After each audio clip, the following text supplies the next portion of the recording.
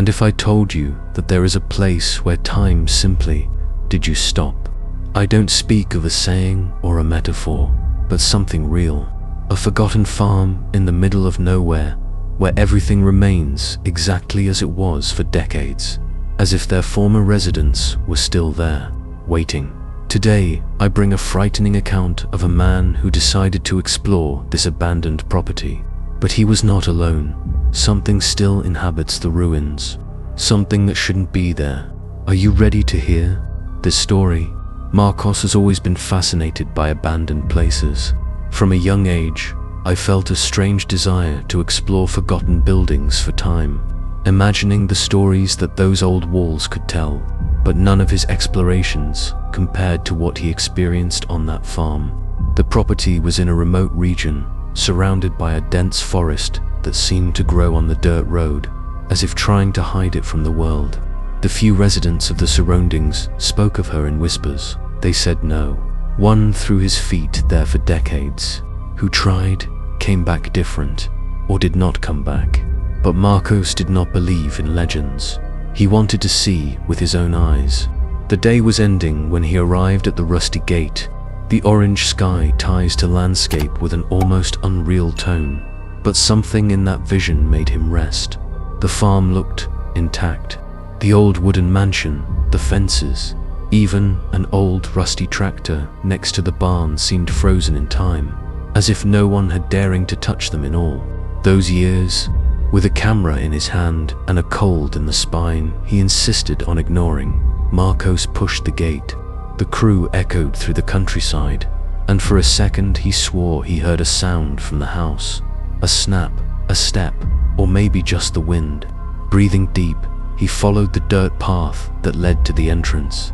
The silence there was absolute. No sound of crickets, no leaves of leaves. Just the light noise of your own steps over the dry floor. When he finally arrived at the porch of the house, he smelled strange in the air. Something damp, old, almost like a slightly sweet perfume, but rotten at the same time. Marcos pushed the door slowly. It was unlocked. The interior of the house was a portrait of another time. Dust-covered furniture, family portraits hanging on the walls, a firewood fireplace that seemed to have been stacked the day before. But what most disturbed him was the dining table.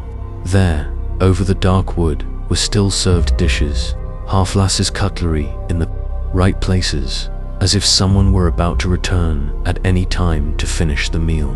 But what made her stomach turn was realizing that food on the dishes was not spoiled. It was as if that dinner had been served that same night. And it was at this moment that Marcos heard a noise from upstairs. Someone was in the house. The noise came from the upstairs. A dry crack, followed by something dragging the floor. Marcos froze. He was no longer alone. For a moment, he tried to rationalize. Maybe it was an animal. Maybe the wind had toppled something. But deep down, he knew it wasn't that. The sound was rhythmic, cadence, as steps. With his breath accelerated, he held the camera harder and began to climb the stairs. Each step rang under his feet, as if he shouted so that he would go. But Marcos couldn't stop. Something pulled him up, a mixture of adrenaline and a deeper feeling, a strange sense of familiarity. The second-floor corridor was dipped in the dim, lit only by the little light that entered the cracks of the dusty windows. The smell of old thing was stronger there, mixed with an almost imperceptible perfume, sweet and nauseating. There were several doors along the corridor, all ajar. Marcos walked slowly, listening only to the muffled sound of his own breathing.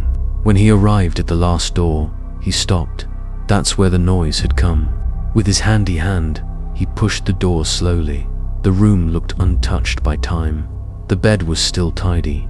The mirror in the corner reflected the low light of the hallway, and over the dresser was an old music box made of dark wood.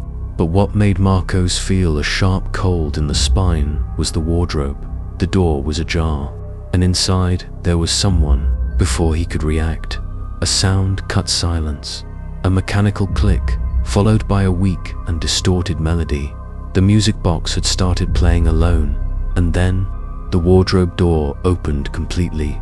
Inside, there was a woman, or at least something that may once have been one. Her face was covered by a dark veil, but Marcos saw her skin, dry and wiped, as if time had forgotten to take her. Her dress was old, stained and faded, as if it was rotting with her. But the worst was his hands, bone twisted, with long dark nails that looked like claws. The woman took a step ahead. Marcos wanted to run, but his body did not obey. He just stayed there, attached to the invisible look of that thing. The sickness smell of perfume got stronger, and then he felt something touch his arm, a sharp cold, an impossible presence. The woman tilted her head slowly and whispered something. The voice was low, dragged, but he understood perfectly. "You came back." At that moment, all the doors of the corridor opened at the same time. A cold wind swept the house, making the paintings tremble on the walls. Passes echoed everywhere. Voices whispered indecipherable words. Marcos finally managed to move. He turned his heels and ran down the stairs of 2 in 2 steps, feeling something behind him, something that pursued him. When she reached the front door, she tried to open her desperately, but she didn't give in. Then the whole house shuddered. A scream tore the air, an agonizing sound from all the rooms at the same time. And in the reflection of the mirror of the room, Marcos saw the woman was no longer alone. There were dozens of them, dark figures, stops at the corners of the house, on the stairs, on the ceiling, watching, waiting, and they wanted him to stay. The reflection in the mirror was the last thing Marcos saw before the light blinks and everything dive into the darkness. The screams still echoed around the house, as if the walls themselves were shouting at him. His fingers scratched the doorknob as he pulled the door with all the force he had. She was still locked. Behind him, the steps approached, dragged and unzipped, as if the shadows of the house were moving toward him. Then suddenly, the silence. It was even worse than the screams. The air got heavy, and a smell of rotted the environment. Marcos felt a shiver up his spine and was sure someone was right behind him. With his heart hammering in his chest, he turned slowly. What he saw was a nightmare that challenged logic. The figures that were once spread throughout the house were now gathered in the center of the room. They had no faces, just dark holes where the eyes and the mouth should be. The bodies were pale and dry, covered by old clothes, as if they had been torn from another time, and in the middle of them, the woman in the wardrobe, this time without the veil covering the face. Marcos could not scream. The thing before him had no eyes, just deep and empty orbits, and his mouth was twisted in an impossible smile that widened beyond human limits.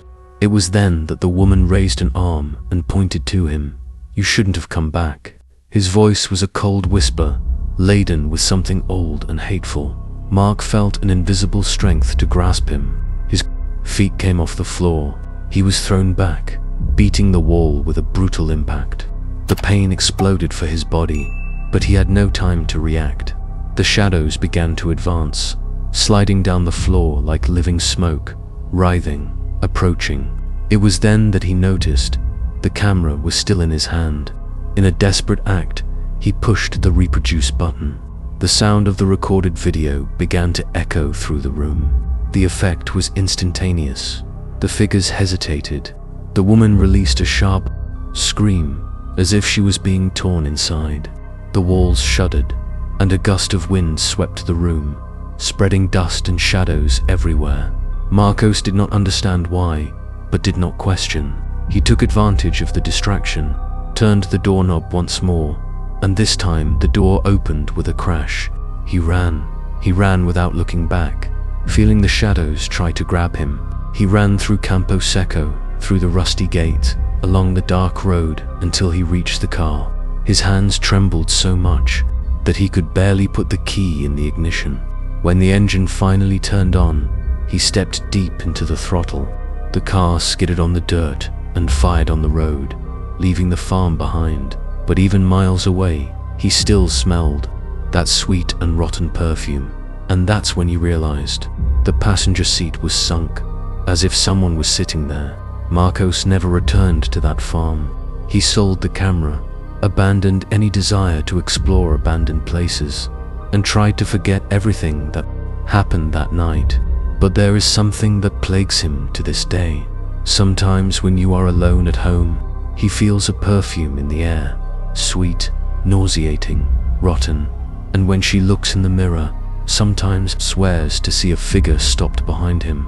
If this story made you goosebumps, imagine living something like this on your skin. Have you ever had any inexplicable experience in an abandoned place? Something that made your spine freeze and made you question what really exists in the dark? Tell me here in the comments. I want to know your stories. And if you like scary reports like this, you already like it. Subscribe to the channel and activate notifications so as not to miss the next videos. I have a lot of terrifying stories coming, and some of them can be even darker than this one. Until the next video. If you can sleep there,